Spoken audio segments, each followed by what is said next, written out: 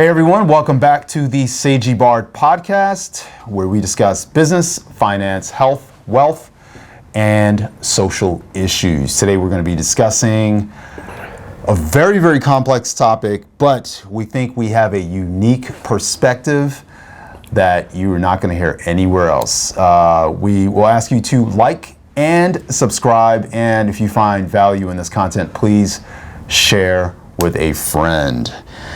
All right, Seiji, we're going to talk about the Israeli-Gaza war, but our title is Terror in Gaza and the African-American Connection. The African-American Connection is going to be a small part of it, but it's going to be an interesting part that we hope you'll stick around for. All right, so how it started. That's our first segment. Well, before how we do it that, started. Yep. I'm going to start off with, when we're talking about this topic, because it is so complicated and, issues in many communities are complicated. Gandhi once said, an eye for an eye makes the whole world blind. Mm-hmm. And what we see is two wrongs, and we're trying to make a right out of it. And there is no easy solution to a complex problem. There's no easy explanation to a complex issue. Right. What we're trying to do is shine a little bit more light on this topic, mm-hmm. And realize that ultimately we can't change the past. We can only move forward. Right. And as humans sharing the same planet, we should try to be as empathetic as we can to the other side. And that's why it would be great. And we have a picture here of a little Jewish kid and a Palestinian kid, and they've got their arms around each other and they're friends. And you'll see this on the screen. It'll be up here. And ultimately, let me just kind of preface what I agree with Seiji. Ultimately, the world wants peace, and no one wants to see people being murdered for no reason, especially being murdered for decisions that they didn't make. And like we said, this is extremely complicated, but we're going to get into it. Anyway, guys, definitely like, subscribe to the Seiji Bard podcast. How did it start? So I'm gonna go ahead and start. We've agreed that I'm gonna bring it back to the biblical record. Now, the Bible is much more than just stories and stuff. It's history. And interestingly enough, the history of these two groups of people are recorded in this document.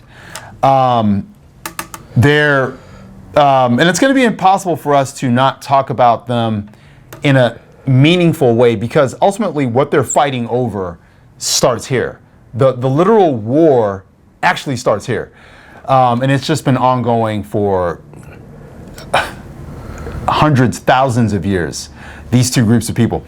These two groups of people, the Palestinians and the Israelis, or the people who now call themselves Israelis, and I won't diminish that, and I'm going to get into it here in a second. They go back to a common ancestor who is Abraham. Okay? So if we were to look at their DNA, which scientists have analyzed the DNA, they are related.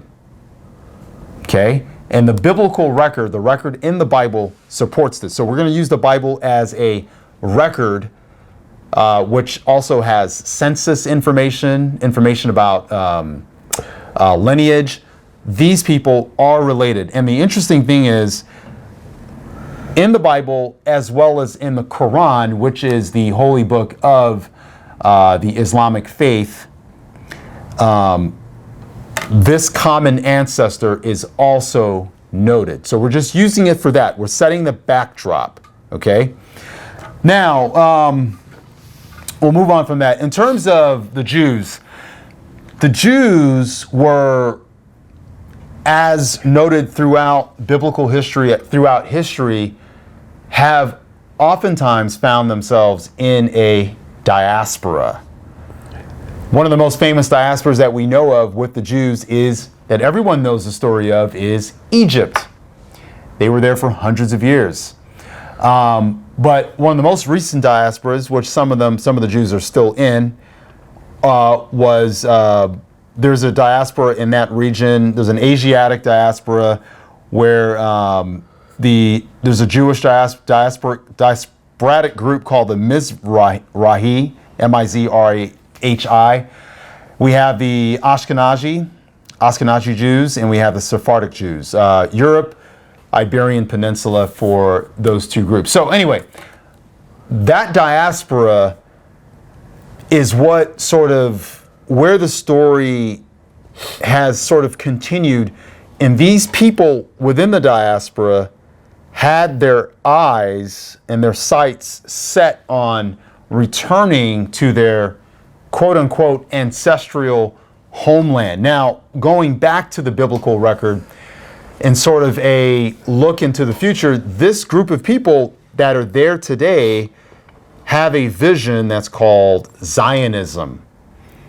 That's also a biblical term. So they believe in this future. So you could call it their eschatology, their future beliefs, their future religious beliefs or prophecy or predictions of how things will go. So this is where they see themselves.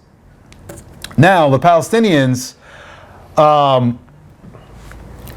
they are largely the same group of people. They really haven't mixed that much. They are the same group of people, from what I understand. But the Jews have been mixed with European, some with African. There are, I think it was, in the 90s where they had the return. It was the early 90s. Yeah. And was it under Sharon? I can't remember who it was under. Was it Ariel Sharon? But there were a lot of African Jews that they found that were, I think, just north of South Africa, pretty much, like way down there. Oh, there were some down there as well. I know there were some who were in Ethiopia. Oh no, this is from like down south of even Rwanda and stuff. Okay, so I know there was a group that they had genetically tested who were living in Ethiopia at the time, who they found to be Jewish, and then they had the scientific proof that these people were in fact related to, Abraham or that group of people. And just to give you guys an idea, what Bart is talking about when he says diaspora, it means basically the spreading of these Jews. And this has happened a number of times during history. It happened with the Northern Kingdom when the Assyrians took over.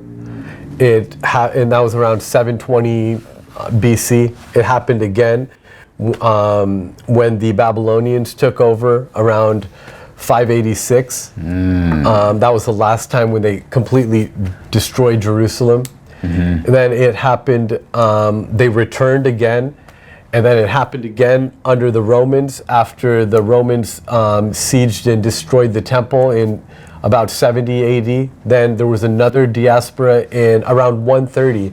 But what happened, to put all of this in perspective, is because the Jews had such a kind of cohesive insular culture, it put them at odds with a lot of other communities, which is why you also have this story of the Merchant of Venice with Shakespeare. But it's basically trying to deal with a community that didn't mix well with other groups. And the Roman solution to that after the Jewish rebellion was to ban the Jews from the Holy Land. They said, well, this might have been your ancestral homeland, but we're going to forcefully evict you from your homes, and then force you to move wherever it is, but you will never be here. And for nearly 2,000 years, the Jewish population in the Holy Land was largely non-existent. They lived in huge numbers in Baghdad, in Alexandria, and then they basically moved to Europe and elsewhere. Just all over the place. Now, I want to talk really quickly about the mixing well part. And once again, we're going to have to go back to the historical record for, the Jewish people is largely, it's the Bible. And there's an attitude that the Jews at that time, and some would argue that some today have possessed, where they have this belief that they are the chosen God's chosen people. Okay? Now, because of this belief, everyone outside of this inner circle is a Gentile. And during the Roman times, well, even before then, they were having this in-group and everyone else is an out-group did produce some prejudices. And you can see some of this in the actions of the Romans when they were forming the Christian church doctrinally, but we're not going to get too deep into that. But we can see evidences of a dislike for how they were categorized as being Roman. So you have to understand the Jewish mindset really hasn't changed much. This is why this is why I'm talking about this, because in order to understand the Jews and how they think, you have to understand the parts of the Bible and how they refer to other groups. So there's evidence that they refer to other people as being unclean. And when you have this sort of mentality towards other groups, it can produce a sort of dislike for you. A backlash. A backlash. So the Romans didn't like them, and as a result, they changed things in the faith that they wanted to make it less Jewish. Anyway. Let's be honest, most groups did not like them. And that's because they wouldn't intermarry with those groups. They had specific ceremonies. And oftentimes, these were very legalistic, and they didn't explain them well. And their original call from God was to be able to share about His true nature with the surrounding nations. And they basically created a whole bunch of just random rules that they never explained, and they did not do what their covenant, their Abrahamic covenant was to do. Exactly. So now, as a result, so let me get into something else. And that is a perspective of Christians, not necessarily a perspective of the Jews. Yeah, they don't see anything wrong. A lot of them don't really see anything wrong with their position. And anyway, that could be argued, but like Seiji said, that's their perspective, and there's a variety of perspectives. Now, according to the record, also, we're going to go back to the Bible, Christian Judaic Bible, right? When you're looking at this, there's a record of a group of people called the Samaritans. Why am I bringing this up? This is and we have the term Good Samaritan, which comes from this, right? Which is in our culture today, in English-speaking culture. The Samaritans were a mix of Roman and Jewish people. So they were a mixed group of people. Why is this important? The Jews of today, the diasporic Jews, who come from different groups, Ashkenazi, Sephardic, and Mizrahi, or however you pronounce that, these Jews are all mixed.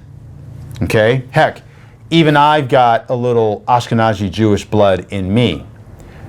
All right? So in that respect, I'm no different from the other Jews in the diaspora. The only difference is I'm African-based. They're European-based. Both groups would have been classified as Gentiles back then. A Gentile means anyone who's non-Jew. Why is this important? Or anyone who's mixed blood Jew. Or anyone who's mixed blood Jew. So what they would do is exclude those people. Correct. So they excluded the Samaritans. But here's an interesting concept that we just realized that I just thought of, not too long ago. The Jews did not like the Samaritans, and they excluded them. Now the Jews that find themselves today in the nation of Israel, the people who identify as Jewish, who have this Jewish blood, the interesting thing is they would classify as Samaritans today. So the ancient Jews, or the Jews, let's say the Jews during the time of Christ, right? According to the historical record, those Jews would have rejected the Jews of today. Yeah, they would have. Okay, so it's important that we understand this because these Jews, these new Samaritans, these Samaritans basically are claiming rights to this land. Okay? Now this is where it's going to get sticky, okay? So now that we've gotten that out the way, that's the historical record. We want to show you who they are and why it's important. Now, so this is how it started. Now we're going to move into, or actually we're going to continue with how it started, but we're going to talk more about the political aspects of it. So that's where Seiji's going to jump in. So basically, after about 130, there was another diaspora. The Romans defeated another Jewish rebellion. They banned the Jews from the Holy Land. So until the early 1900s, there were very few Jews in Palestine. There was always some Jewish community that was there, but it was very small and mostly insignificant. The Jews had been forced out of the Holy Land, and they moved to Egypt and other places around the Middle East, and mostly to Europe. What happens is there's a deal made between British and Jewish bankers during World War I to get money for the Jewish effort against the Ottoman Empire and in World War I. What's eventually agreed to is a partnership where in the Middle East you have British commanders agree for the Palestinians to have a certain place, and another deal that's happening at the same time in London where they're dealing with Jewish bankers for a Jewish homeland. So both of these British governmental groups are not communicating very clearly with each other. So they make agreements to sit the same land to two different groups of people. What happens then is you have a bunch of minor problems, and minor or major. There are Jews that are moving back to the Holy Land. But the Holocaust and Hitler in World War II greatly accelerate the immigration of Jews to the Holy Land.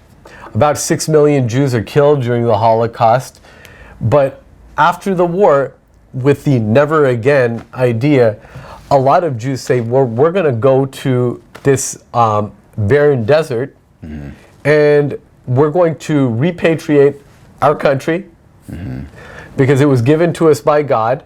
So after an absence of nearly 2,000 years, you have a huge Jewish population that starts moving back into Palestine.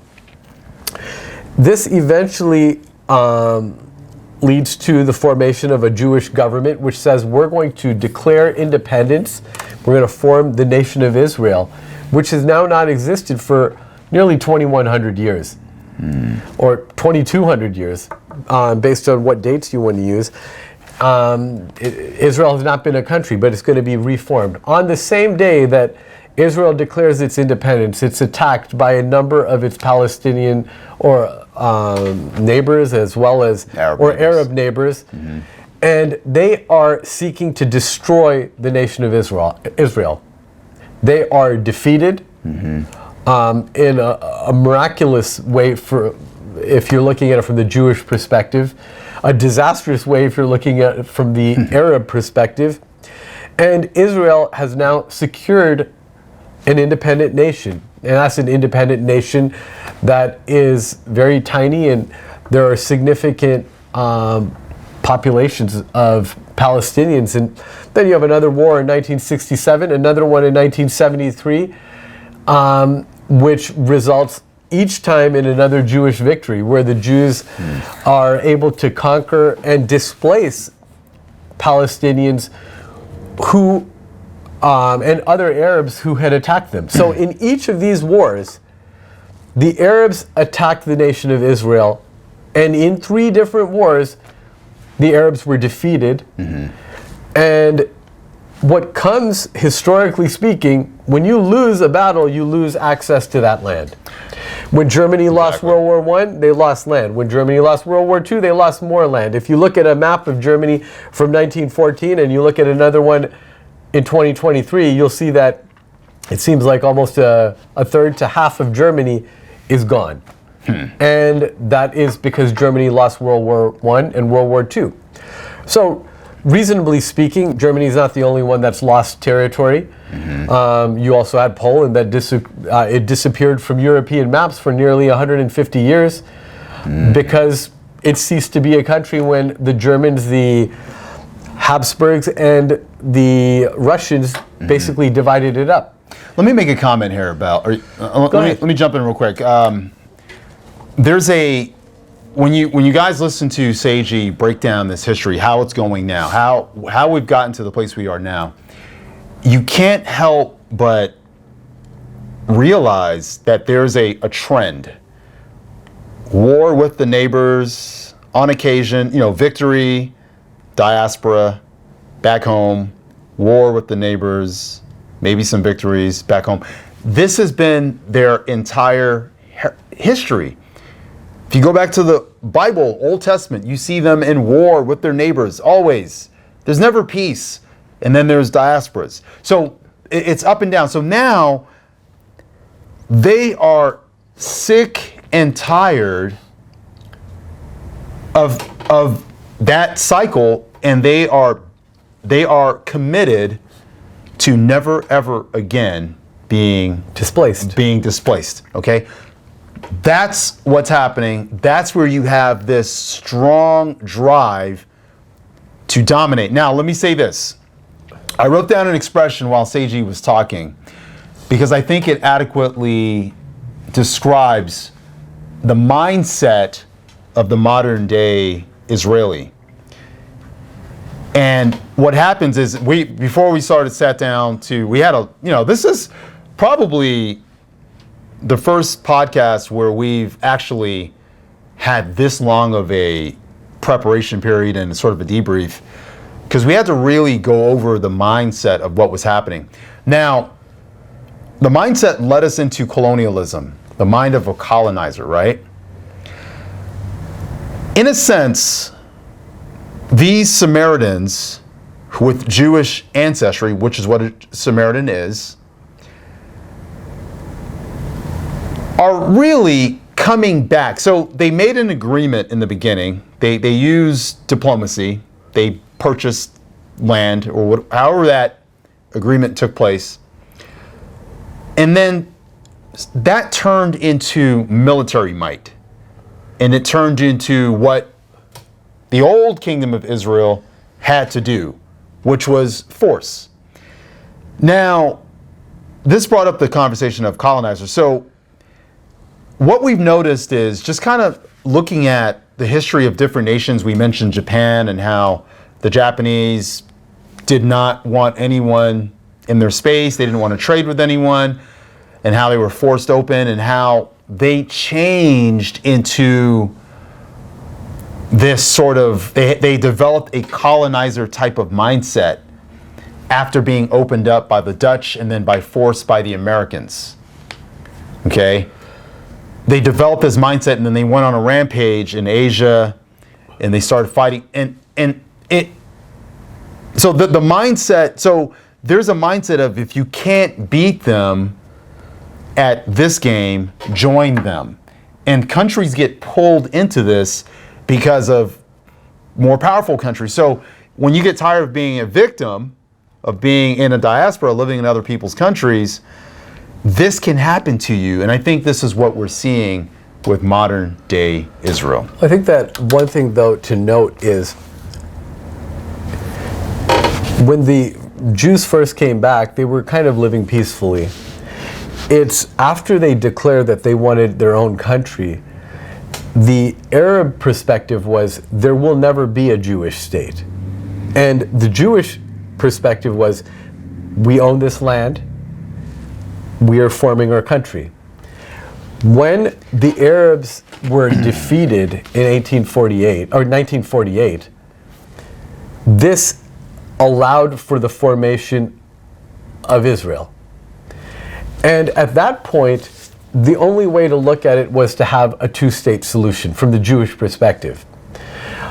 But the Arab perspective was, there will not be a two-state solution. All of Palestine in its entirety is always going to be Arab and Muslim. So there's no place for you.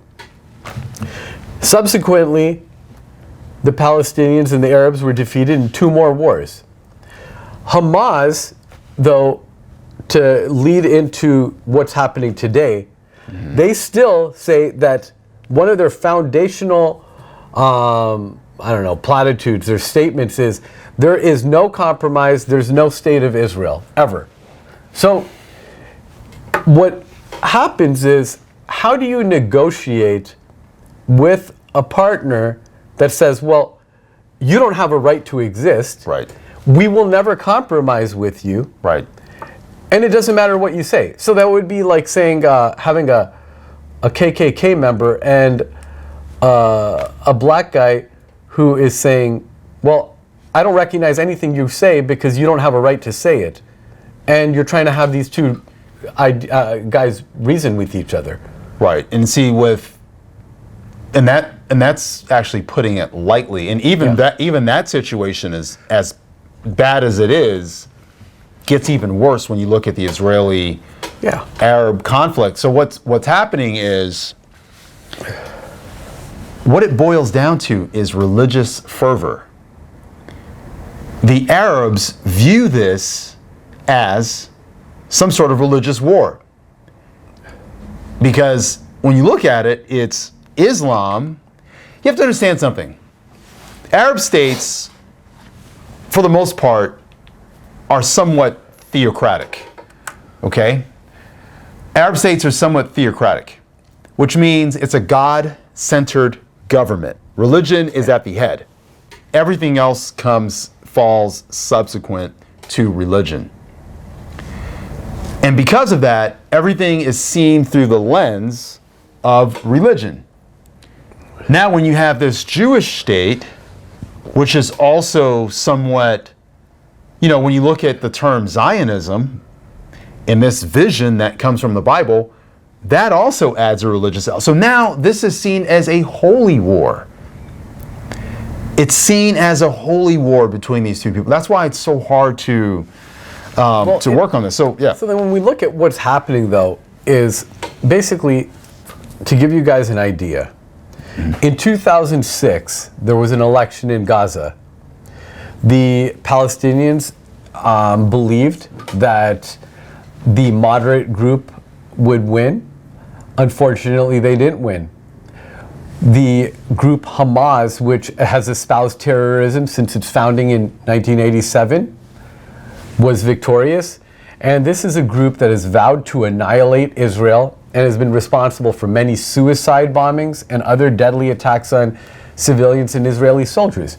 Now, they won a plurality of the vote in 2006. And when we look at this, there's a lot of questions that people have. Well, why would the majority of Palestinians have voted for a regime that says we will never compromise with Israel? We don't believe in its existence. And this actually brings up a lot of different parallels, because you have other tyrants who've grabbed power in the same way.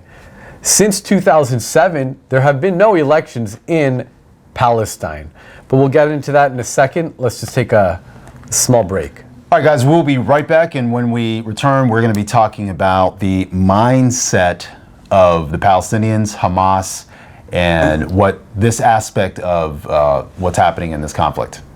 All right, guys, we are back, and we are continuing our discussion on the Arab-Israeli conflict. And the part that we're talking about right now is the formation of Hamas, what Hamas represents, and the Palestinian people. So, to put this in perspective, in Germany in the 1930s, people will often say Hitler was democratically elected. And you know what? He was the head of a coalition government. But at the peak of Hitler's popularity in Germany in terms of a voting process, he only received about 33% of the vote. Hamas was also voted into power by the people in 2006. But when one looks behind the numbers, like beyond the initial vote, why did Palestinians vote for this terrorist group? You'll find that the majority of Palestinians are innocent civilians. They get dragged along because in exit polling done in February of 2006, 79.5% of Palestinians who voted for Hamas voted for a peace agreement with Israel. That's almost 80%. And they said, to the question, should Hamas change its policies towards Israel? Nearly 3 out of 4 Palestinians said, yes, we should change our policies towards Israel. And what you find is that Palestinians voted for Hamas because they viewed their own government, Fatah, at that time, it was a political party, as being corrupt. 64.5% of people viewed, or actually 75% of people viewed Fatah's decision not to join the National Unity Government as problematic. And most of these people said that they voted for Hamas, number one, to combat corruption, number two, to help with security, and number three, to help with solving poverty and unemployment. So when you're looking at the common people in Israel, the common people in the southern part of the US, or African Americans or Latino Americans, we all have the same needs. We want a government that's responsible to us. We want to be safe at home. Right. And we want to have jobs so that we can afford things and live in peace. That's right. People are the same despite the differences in how we look. That's right. But when we look at this, world public opinion summarized the election in 2006 as this: the decisive victory of the militant Islamic group Hamas in last month's Palestinian legislative elections, winning 74 of 132 parliamentary seats, has raised the question of whether the Palestinian public has become aligned with Hamas' rejection of Israel's right to exist and its stated goal of creating an Islamic state covering all of historic Palestine, including what is now Israel. Hamas has come under increasing pressure to renounce its goal of eliminating Israel, but Hamas leaders have refused. So, when we look at this, we never had an election after this. That's because in 2007, Hamas basically did away with the electoral process. They grabbed total power.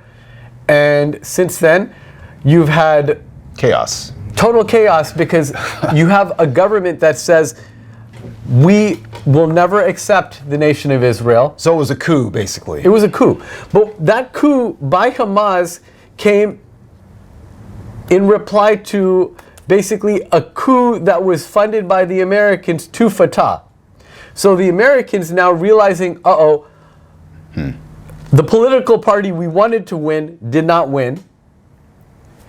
They then started arming the moderates.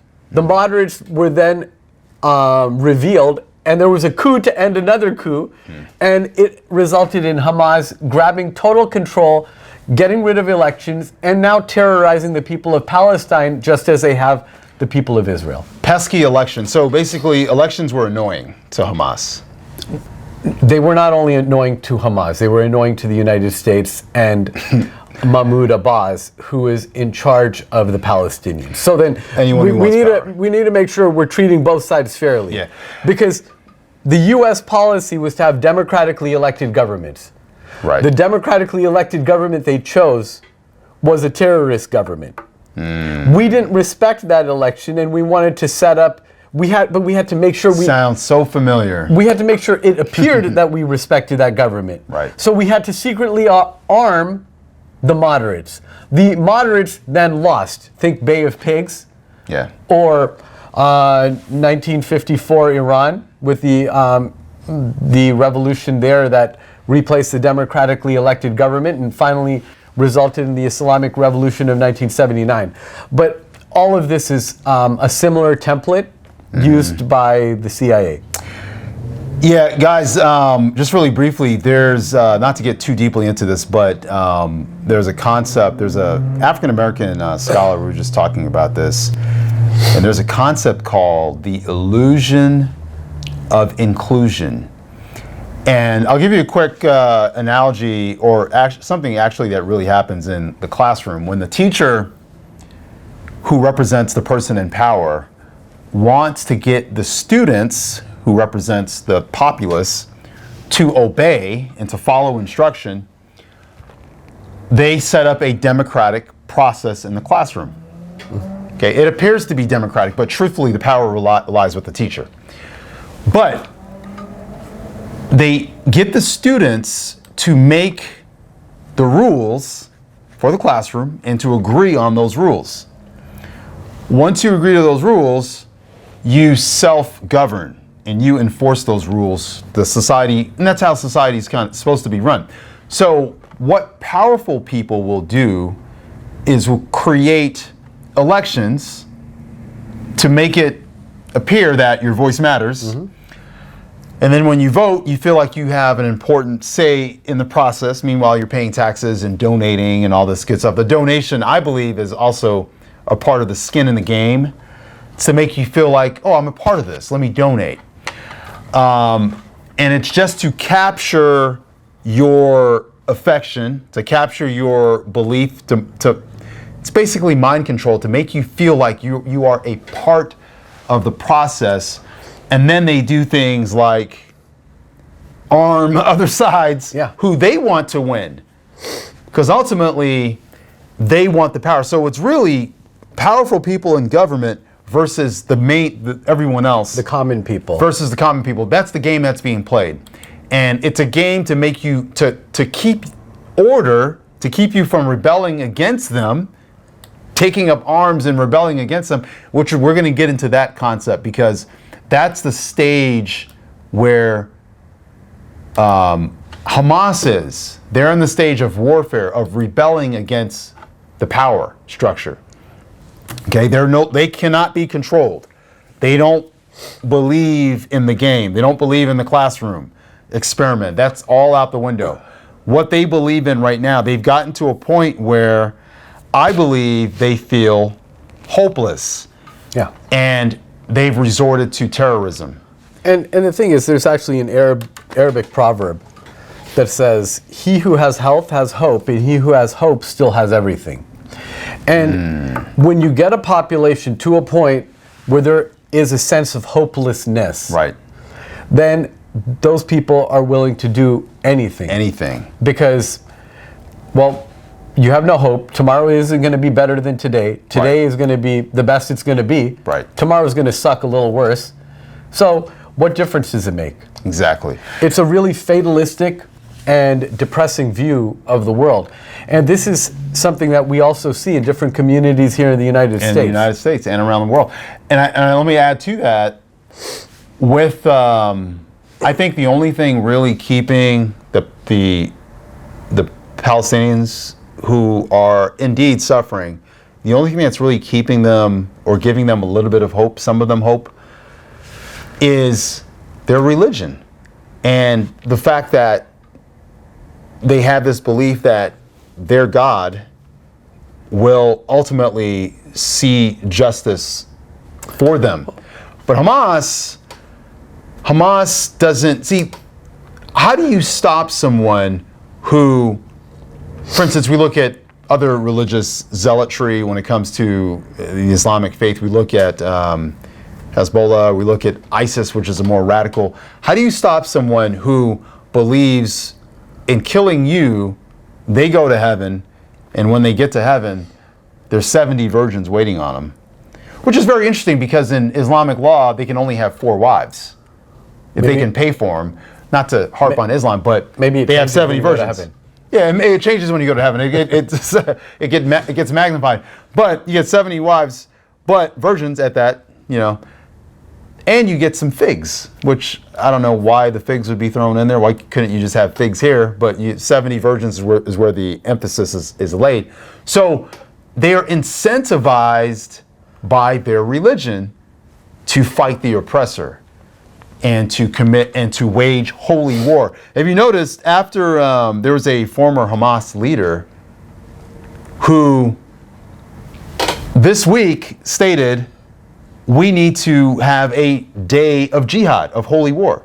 He mentioned this. So this, in fact, is a holy war. This is a religious war. So to give you guys an idea, what's going on now is 8 days ago, last Saturday morning, Hamas launched the biggest attack on Israel since, I think it was basically since the 1973 war.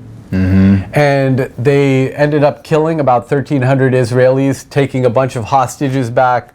There were a lot of elder women, babies that were killed and taken. Taken back. And there are pictures that we'll have so you can have a timeline of what happened, and some other pictures showing the brutality. And what they said is, on a human level, it's absolutely gut-wrenching and devastating. Yeah. We are unfortunately at the beginning of an inevitably protracted war that has already claimed the lives of countless innocent Israelis and Palestinians, with more heavy losses to come. And this is true. So you'll see some pictures initially of the places in the kibbutz in Israel that were attacked. And then you see the Israeli response, which is disproportional. You can see almost a picture here of a leveled out city block, and pictures of people carrying their dead relatives in Palestine or in Gaza.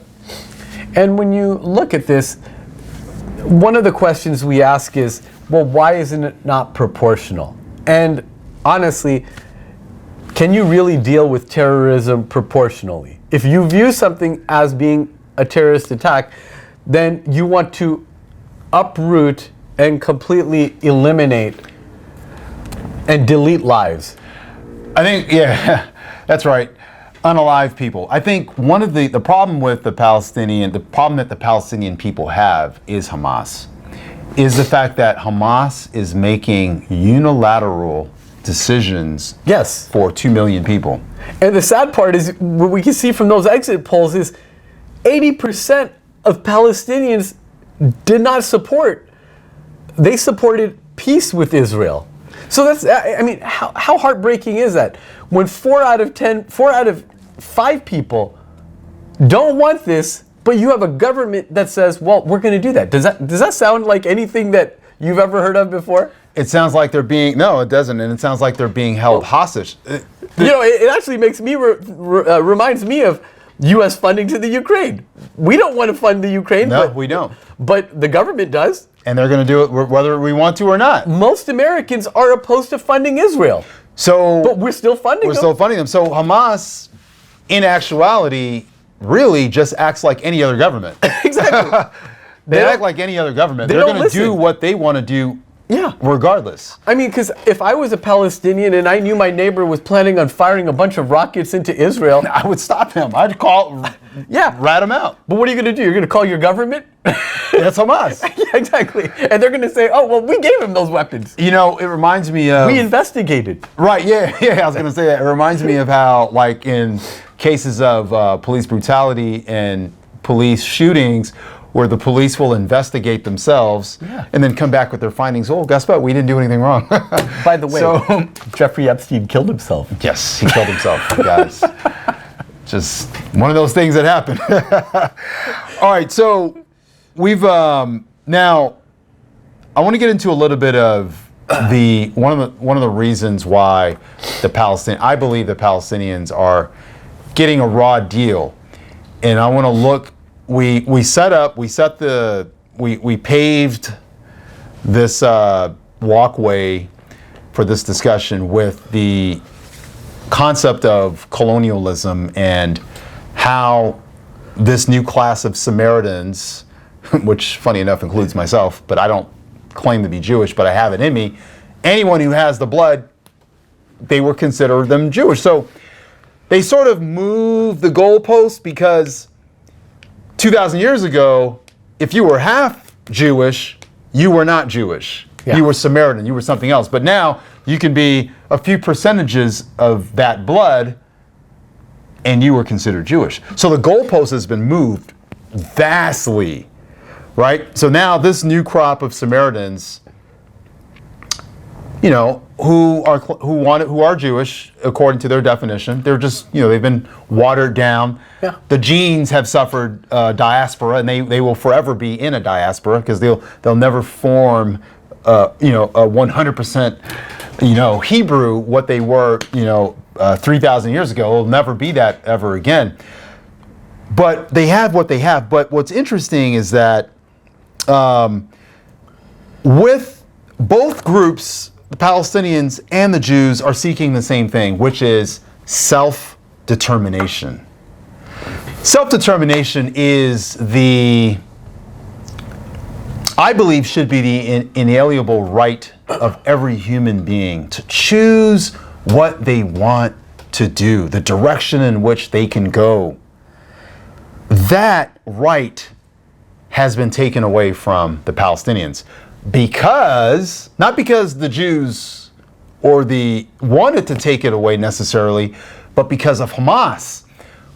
Every time Hamas commits an act of terror, and the reason why Hamas is committing acts of terror is because they see no self-determination. And have no hope. And they have no hope. They live in what has been described as an open-air prison. Which it is, which we're going to get into that in a little bit. So because there's no hope, there's no self-determination, they're questioning their very existence. And they're looking at Israel as the problem. And the problem is they're trying to use a methodology which does not work against a more powerful colonizer. Well, and the other thing is, because they don't care about their own citizens, they are willing to use their citizenry as human shields. Yes. I mean, and this is absolutely disgusting behavior, because the Israeli government, for all of the bad things that can be said about it, will at least say, we're going to bomb this whole area of the city, evacuate. But then you have Hamas saying, hey, don't worry about it, don't leave. Right. Bard, Seiji, just stay there, everything will be okay. Because they need the political capital to continue to cry victim. Correct. Which they are victims, but they need let me tell you guys, this is so complicated. They need more victims in order to have a larger voice, in order to get more attention to their plight, which I understand. They need this. So they've become so desperate that they've turned to acts of terror. And the underlying religious component, a lot of they're not calling themselves, they're not just dead people or dead soldiers or dead freedom fighters, they're martyrs. That's the key. They are martyrs. So anyone who dies in an airstrike is a martyr. This is a holy war. This is how they view it. It's terrible, because when you have an attack on another country, if you want to call it an attack, it usually involves grabbing territory, forcing a policy change. I mean, like you look at Putin invading the Ukraine. He's trying to get either territory or force an agreement that says Ukraine will never join NATO. But you don't have the same thing with Hamas. Hamas's entire goal with attacking Israel 8 days ago was just to kill people. Just to kill people. But in addition to killing people, the killing people was a sort of was a gratification. Yeah. And in some respects, revenge, right? For what they see. And as our first slide, Gandhi said, an eye for an eye makes the whole world go blind. And Hamas is eager to go blind. They don't care about going blind. Mm-hmm. Israel, on the other hand, wants to live and wants to remain intact. Hamas does not care. And the majority of Israelis also want a two-state solution. Right. The majority of Palestinians want a two-state solution. But the major barrier to a two-state solution is Hamas saying Israel shouldn't exist, and Hezbollah as well. Israel will never exist. When you have that sort of hardline approach, when you have two groups fighting for self-determination, one group saying you won't exist, another group saying yes we will, the only result is war. Correct. And this is what we have. Well, and you look at it, actually, if you look at Muslim Arabs living in the state of Israel, given the option, they don't want to relocate to Jordan or Gaza or Syria or Lebanon. They're happy anywhere. because their life is much better being a Muslim in Israel than it is being in another place. Right. And you know what? At the end of this video, we have a couple more sections. We're going to talk about the African American experience, and we're going to talk about what's going on there, why the Chicago chapter of Black Lives Matter decided to put up some very I would say distasteful imagery during, the very most tender part of this war. Honestly, it's not acceptable anytime, but anyway, we'll get into that. But the thing is, I don't want anyone to get the idea that Bart and I are saying that Hamas is stupid. They are not. They are actually very intelligent in terms of what their goals are. Their goal is not to care about their citizenry, Right. but their goal is to tank the Israeli-Arab peace process. Right. And that has been going along very well over the years. Israel has relations with Egypt and a number of surrounding nations. Most recently, President Netanyahu, or Prime Minister Netanyahu, he was over in Saudi Arabia, and they were actually making significant progress to a deal that would have really reworked Arab-Israeli relations. And Hamas's way of scuttling that whole progress, or that progress, was basically just murdering a bunch of people. And there are probably other sides of this story that are going to come out in time, where we're going to probably find out it was not just the Arabs that were trying to scuttle it, but also Israeli involvement in letting the attack happen so that they could achieve some of their own objectives. That's a great point. Now, let's move into that aspect. I don't believe the Israeli government is completely innocent in this. I think a two-state solution is what they put on Front Street, but every subsequent attack, in the back of their mind, they're thinking, we're going to take the whole thing. And I think ultimately some of them are for taking the entire thing, and I think that's what a lot of Gazans and some of the Arab states are worried about, because it highlights why some of the Arab nations surrounding Israel won't take in refugees, because those refugees would turn into citizens or permanent residents. That's the fear of. Look at what happened in Lebanon. It caused a civil war. I mean, basically destroyed Lebanon in the 70s when a bunch of Palestinians went over there. You had a state within a state with Arafat and the PLO basically controlling southern Lebanon. And it led to a monstrous civil war. Right. And in addition, let's so some of the information that's been coming out, we'll go ahead and put I'm going to go ahead and put a video clip up here. It's going to be of a Palestinian scholar. I believe he's a physician, and he is talking about what he discovered in relation to the Israeli plan for the Gaza Strip. Go ahead and check this out. He said in a statement which became the top line in Yediot Ahronot newspaper, he said that all Palestinians in Gaza must evict to Egypt. These people, these criminals who committed ethnic cleansing against Palestinian population, 70% of the Palestinian people in 1948, 70% of the population of Gaza were among these people who were evicted from Palestine.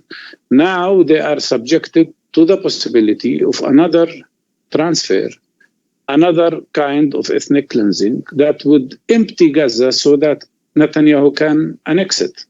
Now I understand, after all these threats with ethnic cleansing, what Netanyahu meant when he said that he will change the map and the order of the area for 50 years to come. Now I understand what Netanyahu did when he carried a map of Israel in the United Nations, in front of the whole world community. A map of Israel that includes annexing the West Bank, which is occupied territory, annexing Gaza Strip, which is also occupied territory, and annexing East Jerusalem, including also the Golan Heights. Nobody said a single criticism to that, except maybe the German government. Okay, so in the clip, you could see that he's talking about the fact that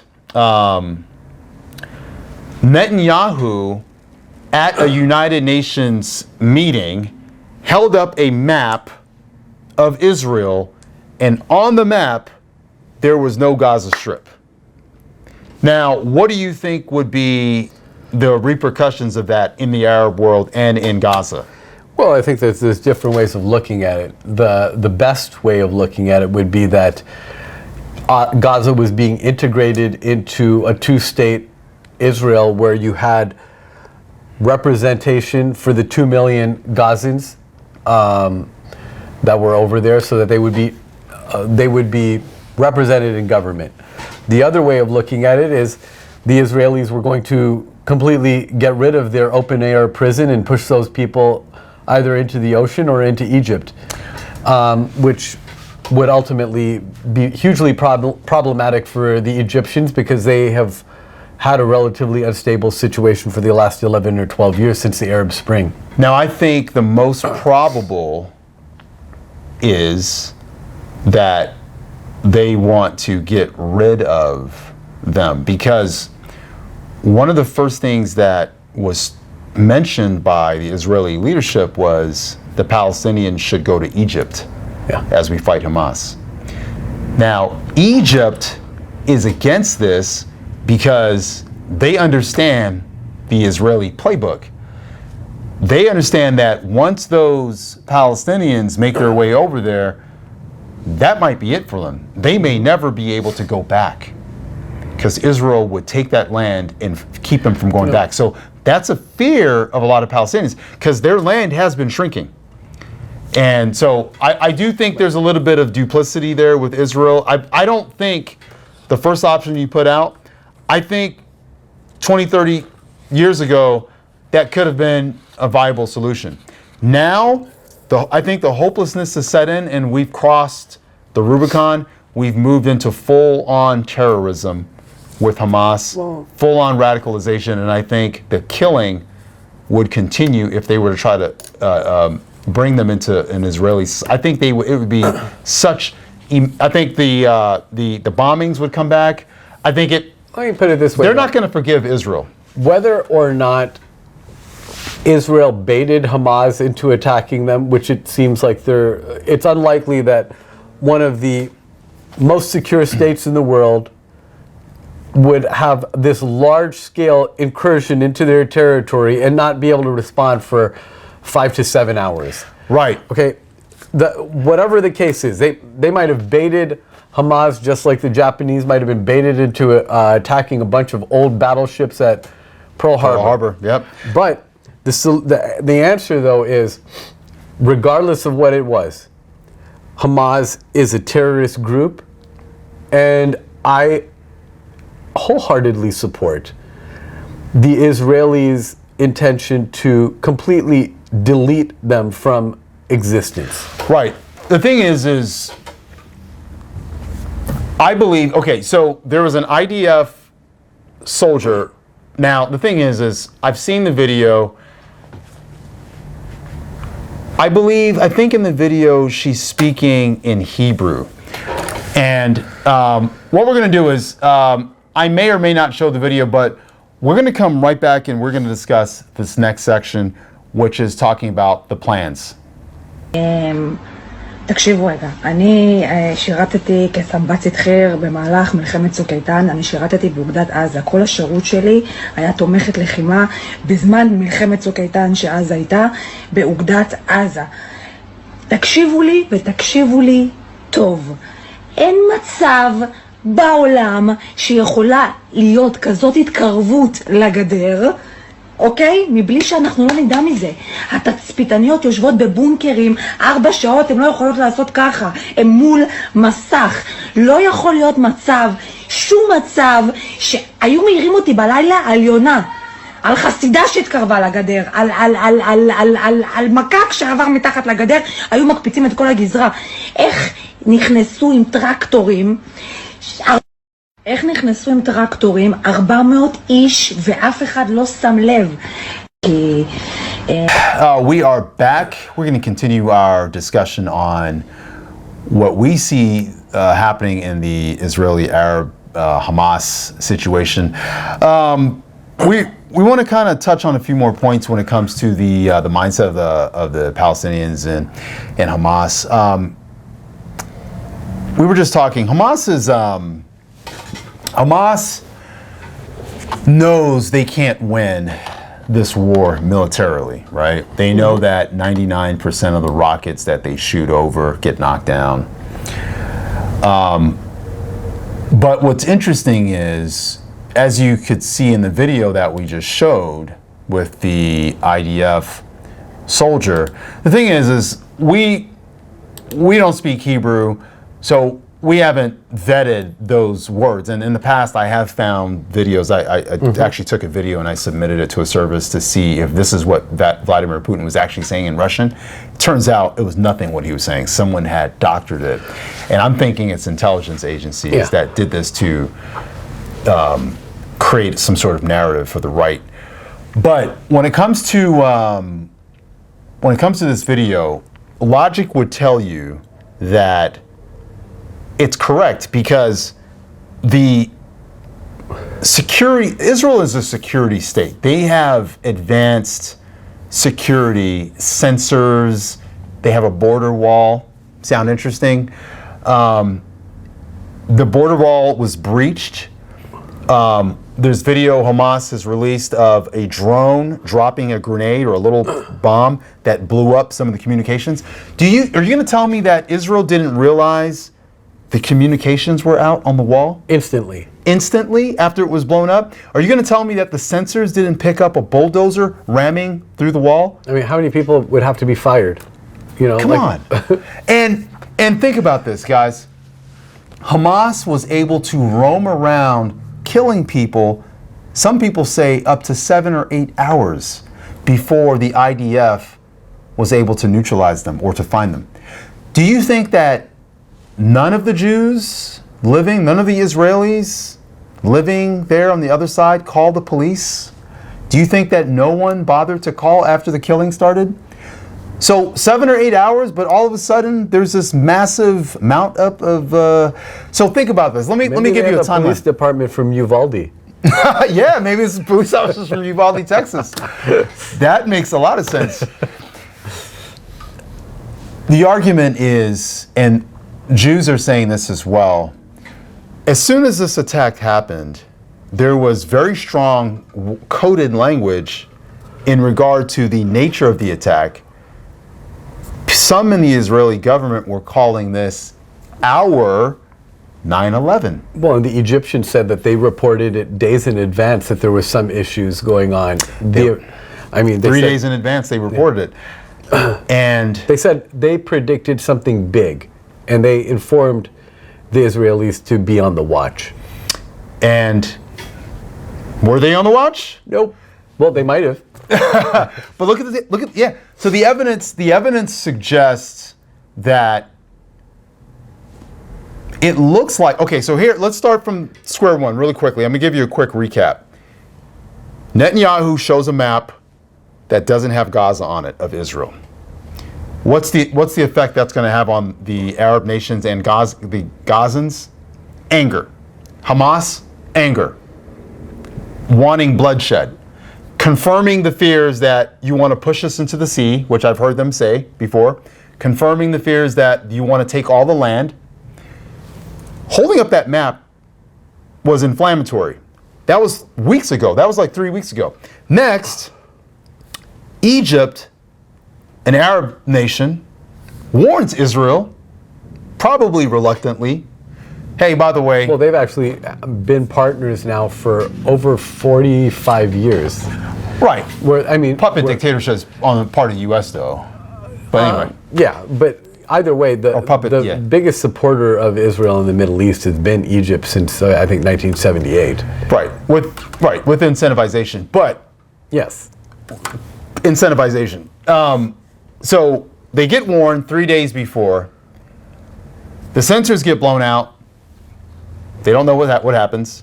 And they don't check on them. They don't check on it. 7, 8 hours go by. Hamas is running free. Now, next thing is we're getting word from Hamas fighters and from Hamas. We're shocked. Israel didn't know, and Israel didn't respond sooner. They're surprised. because they understand Israeli capability, if anyone does, because they're constantly testing it. They're surprised. What does that tell you? I don't know if you guys are aware of the concept of a false flag or the concept of standing down for political gain. This has been a notion.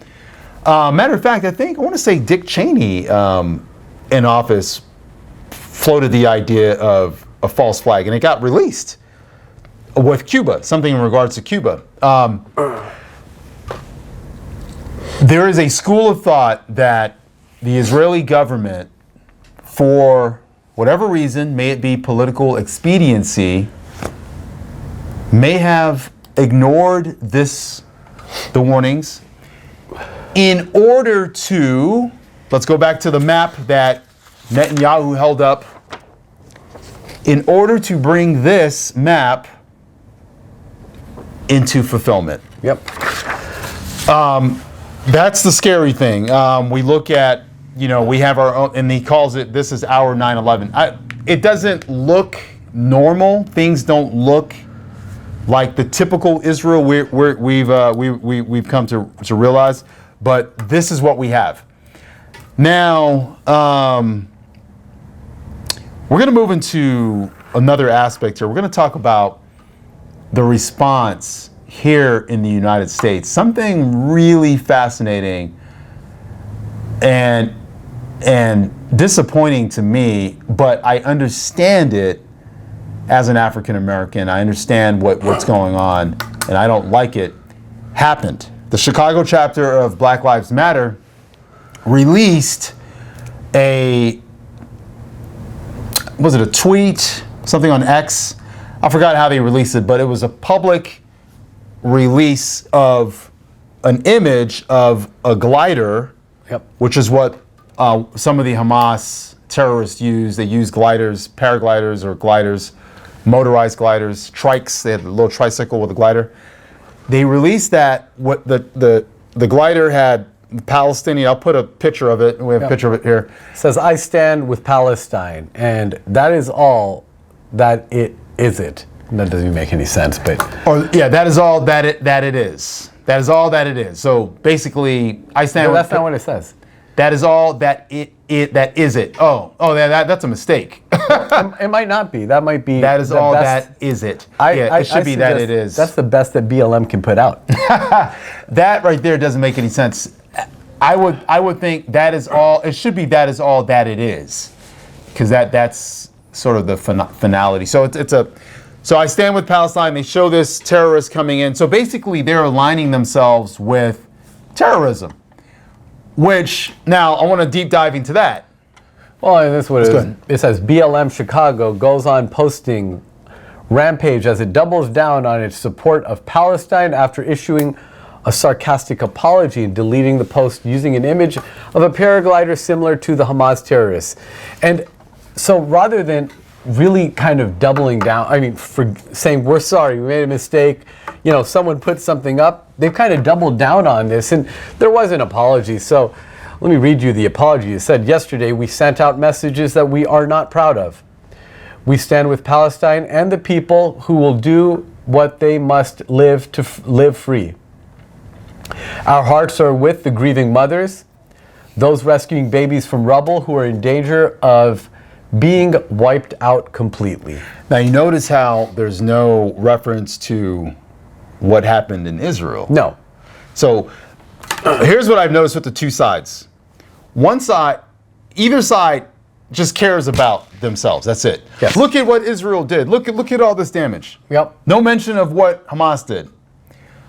On the Israeli side, look at what they did to us. No mention what Israel's been doing. So and then you have people in the middle who are Palestinian, mind you, that physician that we showed earlier, he's looking at both sides. Yeah. And he's thinking logically, and some of his ideas are, maybe a two-state solution, or maybe we integrate into the society. He wants peace. He sees the human, coming from a physician, that makes sense. His job is to support the Hippocratic Oath. He's also got some basic critical thinking skills. And that's where you have people who are saying, because somewhere in the in the middle is the truth, right? Right. I mean, stop funding Israel, stop funding Palestine. It's like, don't give money to either side, especially in terms of weapons. No side should get weapons. If you want to supply medical equipment and like send healthcare personnel, okay, I get that. I could be on board with that, maybe. You know, the reason why Israel gets all the weapons is because the other Arab nations who hate them will destroy them if they don't have weaponry. Well, they have their own weapons at this point. I mean, I could get Right. that maybe for the first 10 years or so of their existence, 20 years. But now we're about 75 years out. They need to grow up and put big boy pants on, Right. deal with their own issues. Now, Israel isn't going to attack Gaza for no reason. No. But Gaza, Hamas, will attack Israel. Well, that's why you bait them Right. Yeah. and then you react. Right. So, in terms of the African American experience, what was happening? So, one of the things I've noticed, and let me say this. Go ahead. Okay, so like before we get into that, so going to this BLM with this apology that the apology that they gave, I want to give you some explanation. BLM added the lukewarm apology. Anything is possible. Never did we think we'd be apologizing to Zionists, and we certainly never imagined that they would organize for us. Free Palestine, free all of us. Free us all. The account also posted memes reveling in the act of blocking Zionists from their feed. In response to a different X account, so this is Twitter, posting the Israeli flag with the words, "I pray for Israel." BLM Chicago responded, "Us too. God, please unharden Israel's heart and help them to stop bombing children and taking over people's homes and building fences. God, please help them to see the beauty and peace that can come from ending genocidal behavior." I can't disagree with that. Israel does have a very strong policy when it comes to collateral damage. They do not, it's sort of models the United States policy. They try to minimize collateral damage by telling the people to leave. Right. But when Hamas puts their nerve centers above a hospital, below a school, well, if you don't listen and you send your kid to school, unfortunately, there could be some really bad things that happen. Now, I don't think Israel That is using a human shield. Right, and I think Israel has to operate at a higher level than a terrorist organization. You have to get rid of terrorism at its root, and Right. wherever you find them, you have to eliminate them. But terrorism is an ideology, and that translates into actions. You can't behave like. So Israel has committed war crimes. Absolutely. And so has the United States. we're Americans. So has the United States. You can't fight evil with evil. You can't use their tactics against them and be like, oh well, they're doing it. They just killed a bunch of ours, we'll kill a bunch of theirs. Israel has the ability to. Are you saying it didn't work for the Hatfields and the McCoys? It doesn't work. Israel has the ability to nuke. Israel has the ability to destroy the entire Middle East if it wanted to. They have the ability to do that. But just because you have the ability to doesn't mean you should. You should still have some sort of restraint. Now, I think The thing is, if the Palestinians were going to try turning in their government, I think there could be more restraint. Now the thing is here's the thing. I think Hamas has a majority of the Palestinians held hostage. Well, I think that's the case. then how do you get rid of them? So I don't think that's the thing. They're obviously not having any more elections.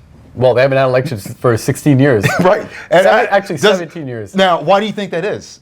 It's probably because the Palestinians don't want them. Exactly. But the thing and is- the numbers state that. Now this is a chance to totally redo Gaza. And It is. Ideally, I mean, if you can do it without killing a whole bunch of innocent civilians, you're probably gonna. I mean, if Israel's gonna say we're gonna rebuild your homes afterwards, you can't put back lives, but it's. I mean, glue your- what is the infrastructural investment that Israel's willing to put back into rebuilding this area that they've completely bombed out. So they've already had an open air prison. Now they're going to have to rebuild something that is not an open air prison.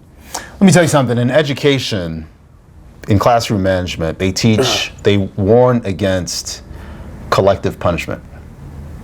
In schools. Yeah. They warn against collective punishment. Why? Why do they do this? Because it doesn't work.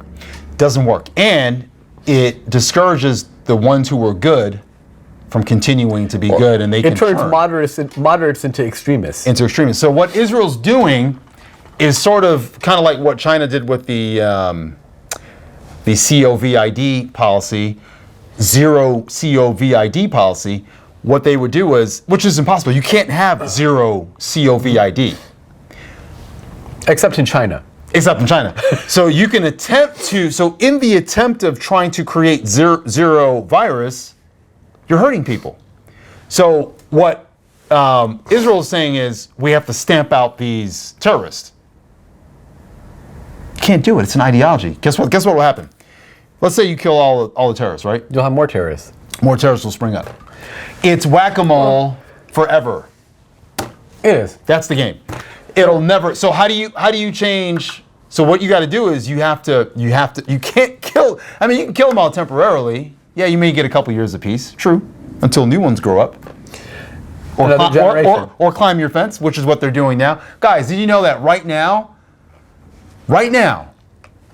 they have people climbing Israel's border wall, trying to join the war, trying to hurt Israel. You cannot defeat terrorism with bombs. You defeat it in other ways, and Israel needs to be smart about that. So Everything isn't a nail, and the only solution is not a hammer. There's other smart ways to get the same result. we're looking at this from the BLM perspective in Right, we'll get back into that, Americans. You had retired NBA All-Star and American-Israeli citizen Amare Stoudemire. Oh, I didn't realize he was a citizen. What the heck? He posted a message and he said, basically, for all you Black Lives supporters who ain't saying nothing, well, let me figure out exactly what's happening before I say anything. And then he answers with an expletive, you. The letter yeah. F. Yeah. He says, figure out what? It ain't never been cool to kidnap kids and put them in cages. Ain't never been cool to kill women and elderly. Never been, no matter where you were from, what you represent, what tribe you were from. It don't matter. It never ain't been cool. And it ain't never been nothing nobody supported.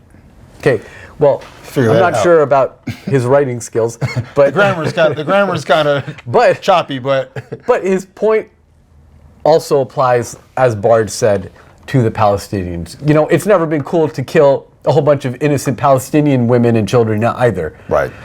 Both sides are victims of criminals. Mm-hmm. The Palestinians of their own government, and it's really sad. Let me talk to An eye for an eye makes the whole world blind.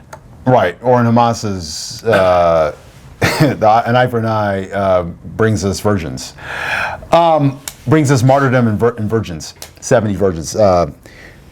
With the African American aspect, let me go back a few years. You guys remember the I think his name was Eric. I want to say Dorner, Eric Dorner. He was a former LAPD cop, and before that he was in the military. I think he was in the Navy. He went from being a police officer and decided he was going to be a terrorist, a domestic terrorist. He went around killing LAPD and LA sheriffs, LASD. Why did he do this? He stated there was racism, systemic racism in the department, and he just lost his mind. I'm not saying this is right, but what I'm saying is treatment, a certain treatment of people can produce radicalization.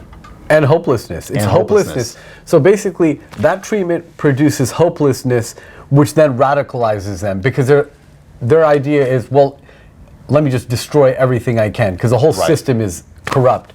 And I want to, when we're looking at this African American connection, I think one of the most eloquent speakers on this topic was Muhammad Ali.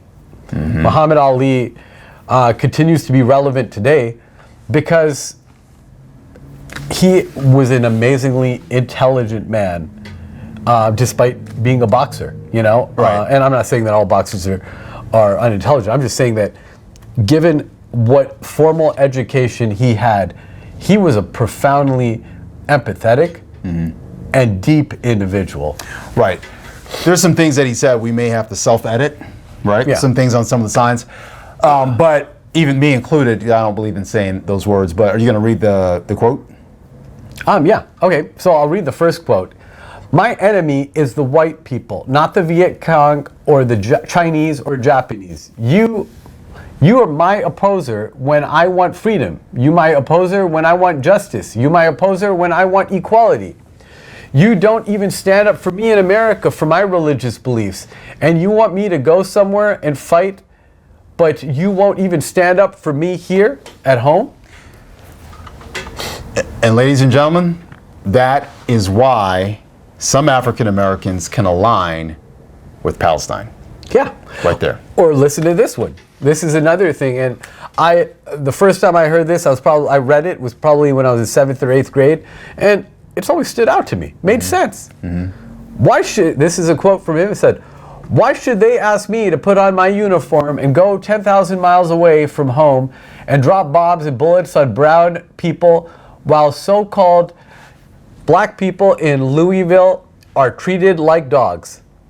There it is, and you know, we self-edited out we put black in place of Negro, and I can say that word. That's offensive to some people, and then there's another sign where it says there's some marchers. It looks like they're marching, and at the bottom of the sign it says, I'll put it up on the board. It says, "Stop the war," and there's something else after that I can't read, but it says, "No Vietnamese ever called me N-word," and you could just use your imagination. And that is a direct quote from Muhammad Ali. He Right. said exactly that. And we also have a YouTube video. It's about a minute long. If you guys would listen to that, I think it'll give you a lot of perspective on Muhammad Ali's ideas. But it also echoes the sentiments of so many people in the black community. He said, wait a minute, you want me to go fight elsewhere, Right. but I'm not even protected at home. At home, you might be burning my grandfather or my dad on a tree. Or lynching me. Yeah.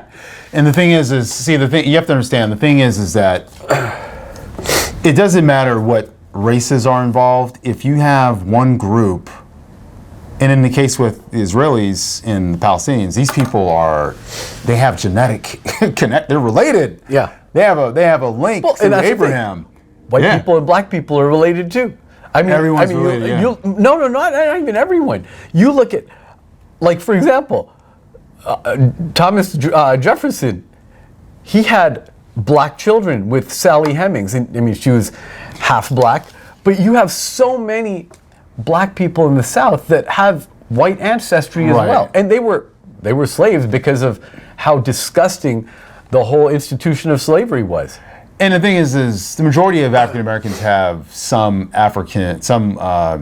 European blood, whether it be through forcible actions that caused the births of these kids. But the white people who forced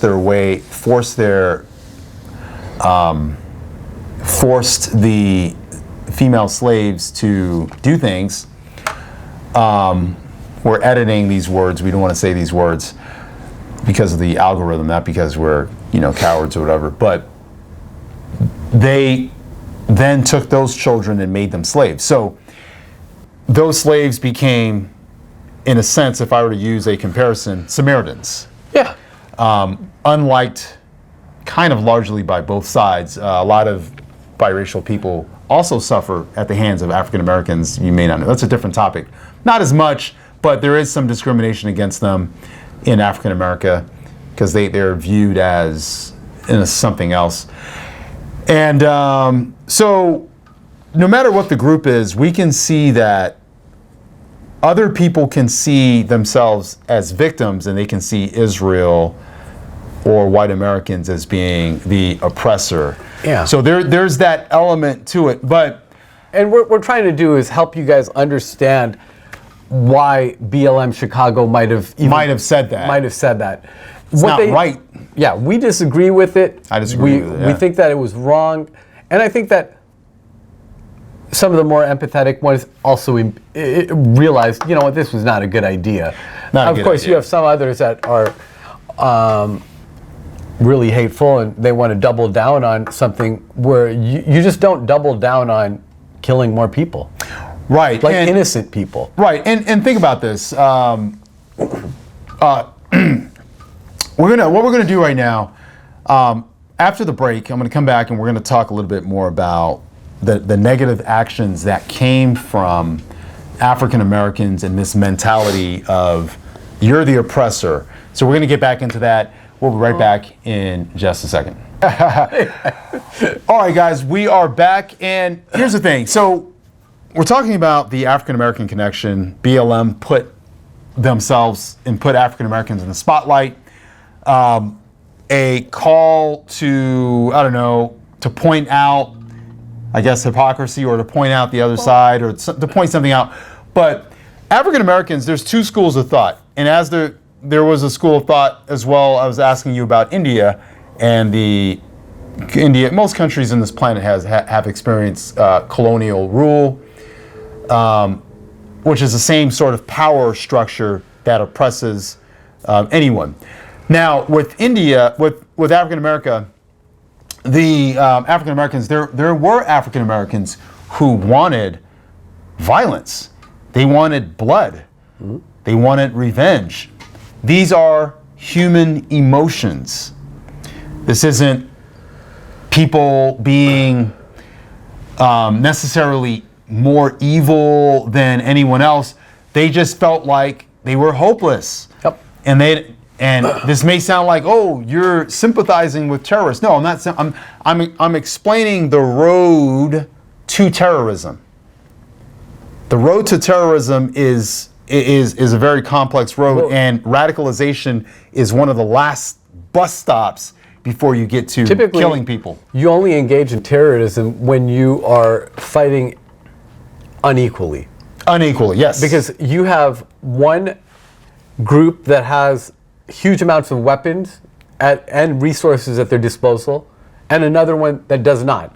So, properly understood, right, the American Revolution was one where you had terrorists fighting against a nation, the British nation. And if George Washington had lost, he would have been hung as a traitor and a terrorist, domestic terrorist. Look at what happened over in Afghanistan. The insurgents, they were clearly outmatched by United States, air supremacy, just all aspects of the military, right? But they were so loving that they won the hearts of the people. Right. So what they did was, love wins. It's a form of, what they use is asymmetric warfare. Yeah.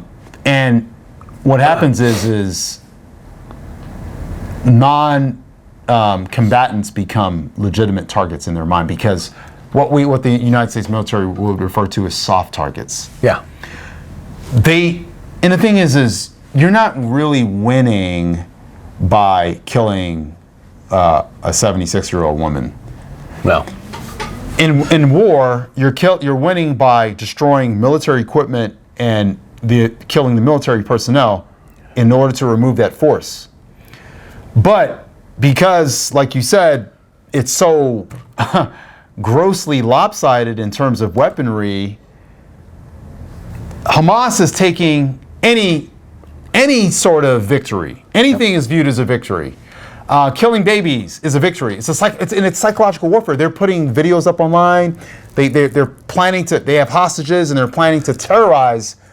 They took the video of themselves killing a woman, and they posted it on her own Facebook using her phone. And see, that actually highlights a difference. For as barbaric as the Israeli retaliation has been, they don't put front and center that they're killing children and these soft targets. That is collateral damage. That's true. They don't have to. And with Hamas, they're basically celebrating that. And They are. It's disgusting. you know, and when we look at this, you have different things in for our African American connection. I mean, these are titles just so that people are clear that a lot of what the African American communities experienced is very similar and analogous to what the Palestinians have experienced. Look at this title. Put it up on screen. Beyond the Rope, The Impact of Lynching on African or Black Culture and Memory by Carlos K. Hill. Or, this is a great title actually, Lynching in Leisure. I mean, and actually in a history class I teach, there's a postcard that a guy sends back to his mom of him at a lynching. And he's like, he's there in the picture. He's like, yeah, Mom, I'm here in this picture. And you can see it. Then he's writing on the back that he attended a lynching. That was his leisure. Okay? And it talks about Race and Transformation of Mob Violence in Texas by Terry Ann Scott. Another one. They Stole Him Out of Jail. Willie Earl, South Carolina's Last Lynching Victim by William B. Gravely. And this is the experience of so many different people. You don't have to go to Gaza. You don't have to go to the West Bank. Right. You don't have to go to Mexico. It was right here in our own country. And this was not that long ago. That's right. And so we can understand. So now we can sort of understand why BLM would do something like that. But ultimately, let's put it this way. Ultimately, Hamas, I believe they know what they're doing is wrong. They know it's evil, and they're doing it on purpose to get in the minds of the Israelis, to hurt them, because they're angry. Yeah. They're lashing out. They know it's wrong. But a part of me, let me argue against that. In their religious fervor, I believe, since they think it's a holy war, a lot of them may think it's good and justified.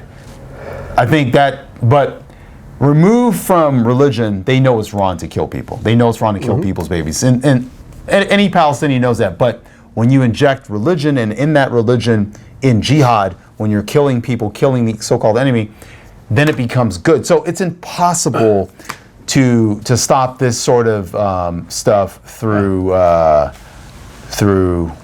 force, using warfare. Well, and I want you to look in terms of asymmetric warfare, right? When you had black people in Los Angeles, Southern California, who felt a sense of hopelessness about 31 years ago now, during the LA riots after the Rodney King beating. These are some pictures, and we'll put them up so you can see during that roughly 5-day period where buildings were on fire, people were arrested. I mean, that doesn't look that different than Palestine. It really doesn't. And if you look today, And that was here at home. I was here at home, and if you look today, you'll notice that whenever something happens within the African American community that they view as an injustice, there's a certain group of people who will go out and they may burn stores, torch cars. The new thing is looting. Yeah. Most of these people are just looting for free stuff. Some of them are looting because they think they're hurting the man. Yeah. So and they're like, oh, while I'm doing this, I might as well get something out of it. So they think they're doing that. Not justifying it, I think it's disgusting, but these are some of the actions of people who feel like the system is against them and is holding them back in some way. And see, the thing is, like, for example, this next picture we have is of a black neighborhood and a white neighborhood. You can see in the white neighborhood, there's houses in every housing plot. In the black neighborhood, you can see that a lot of the housing plots the houses have been completely leveled. And that's actually a function to make the neighborhood safer so that you don't have people in there burning houses, using drugs, other things. But you can see that this neighborhood might have been a beautiful neighborhood, might have resembled the white neighborhood at one point in time. And this might be from Detroit. I didn't actually find where it was from, but you can see that that's a place where you don't have a tax basis. Yeah.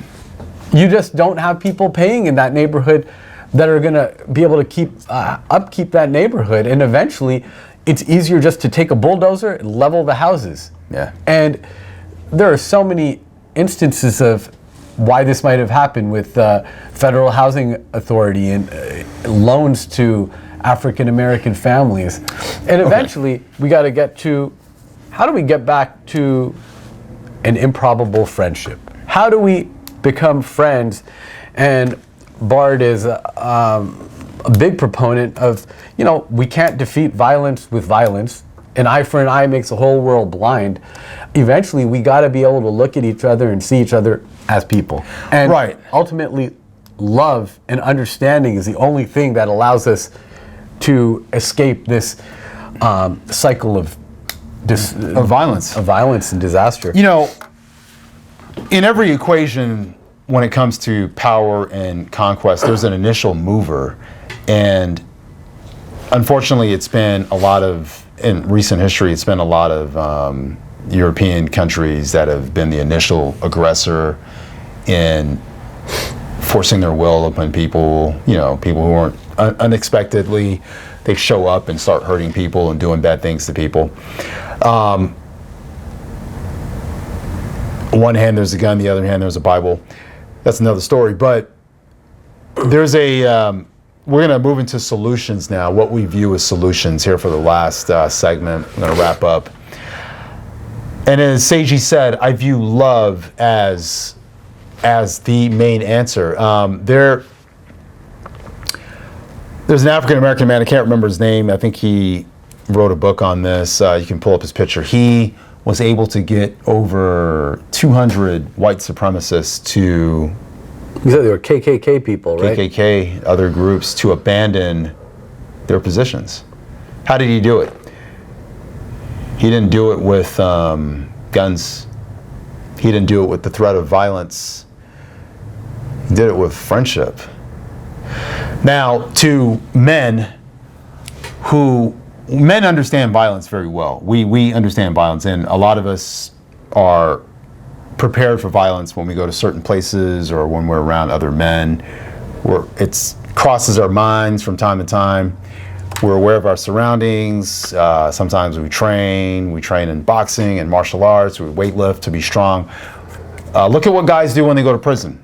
They exercise. Usually they get strong in there because there's a necessity to protect yourself against other men. So, love may seem like something pansies would say, like, oh, you're a pansy. Love? What do you mean? But love is powerful. Actually caring about people and wanting the best for them, it actually produces the opposite of terrorism. Funny enough, strange enough. I believe the solution for the conflict, and this is echoed by this Palestinian physician, I'll put his picture up here, who we listened to earlier in the discussion. He mentioned that a two-state solution would be good, or even incorporating the Palestinians into Israeli society would be good. Most African Americans, I'm going to speak from our historical perspective, when African Americans were incorporated into American society, and when the illusion, I should not say that, when there's truth to it, African Americans have become, a lot of us have become very wealthy and have had a lot of success in America post, Jim Crow era. And as a result, you don't see that many black people wanting violence against the establishment. You see black people seeking upward mobility, seeking education, seeking schooling, for their kids and a better life. I believe that solution can be offered to the Palestinians. If I were, let's say I were president of this country and I had the ear of Netanyahu, what I would suggest is I'd look at the map. First of all, the Gaza Strip is too densely crowded.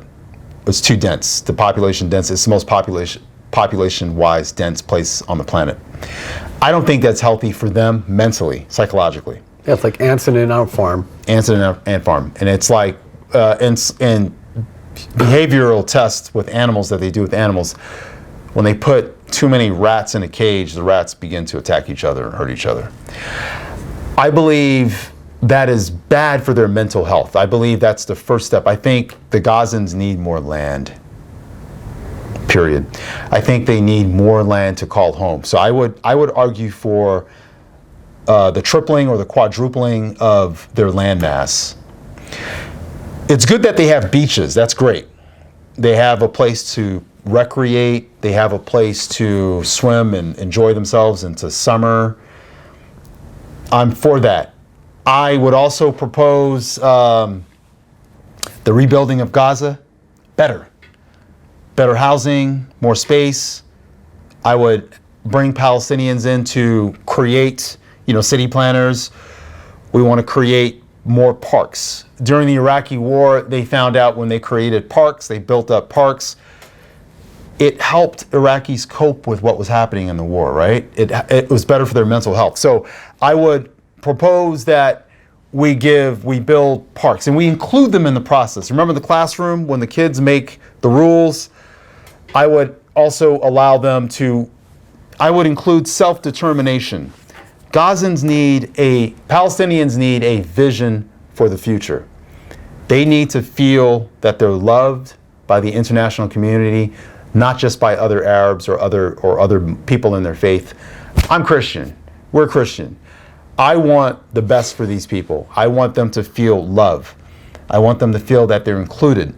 I want to include a deal with other Arab nations, with African nations who are up and coming, with America, the West. I want the Palestinians, I want them to have an economy. I want them to be included on the international market with trade, free trade. I want them to have, I would free up money for loans, for business development, for trade. I want these people to have a life. I want their children to have a future. What if Hamas continues to be in control? I think Hamas, here's the thing, Hamas would fall, radicalization would rolls back in light of opportunity and love. I believe Hamas would fall back in terms of its aggression. You have to forcefully eject Hamas first. Well, let me tell you what my plan is.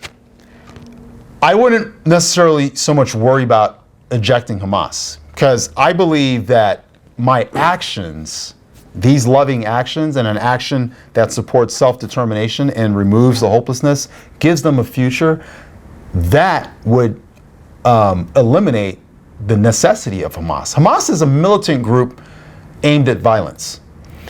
And now, if you can include Israel in this process of this two-state solution and have cross-border trade, technology, sharing of information, building up this community, Hamas would disappear.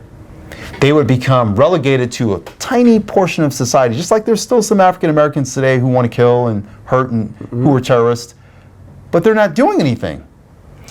I believe getting rid of acute terrorism comes through killing them and getting rid of them. But in the long run, war is not going to work. It's just going to create more. So we create opportunity zones, we create trade, we inject capital, banks, we foster businesses, we trade with them. We make the Palestinians middle class, we give them a home, we give them hope, and we show them love. And I believe as a result, Hamas will disappear. Hamas wasn't always around.